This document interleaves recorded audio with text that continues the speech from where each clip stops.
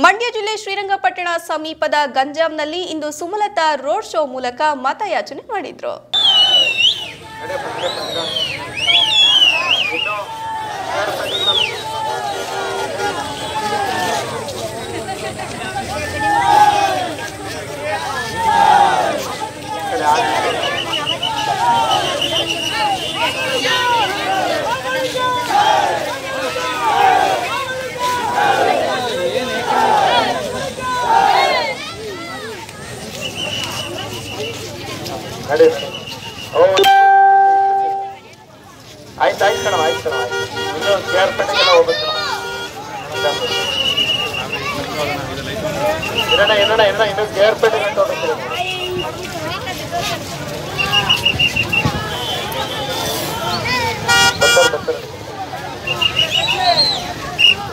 ಪ್ರಚಾರದ ವೇಳೆಯಲ್ಲಿ ಸುಮಲತಾ ಅಂಬರೀಶ್ ಹಿಂದಿಯಲ್ಲಿ ಮಾತನಾಡಿ ಸುಮಲತಾ ಬಿಜೆಪಿ ಅಭ್ಯರ್ಥಿ ಎಂಬ ಆರೋಪಕ್ಕೆ ಸ್ಪಷ್ಟನೆ ನೀಡಿದರು.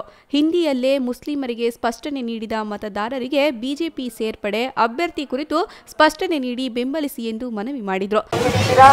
ಜೊತೆಗೆ ನನ್ನ ಜಿಲ್ಲೆ ಕಹಳೆ ಉಂಟಿರೋ ರೈತ ಇದು ವಿಜಯ ಕಹಳೆ ಆಗಬೇಕು ಅಂತ ಆಶೀರ್ವಾದ ಮಾಡಿ.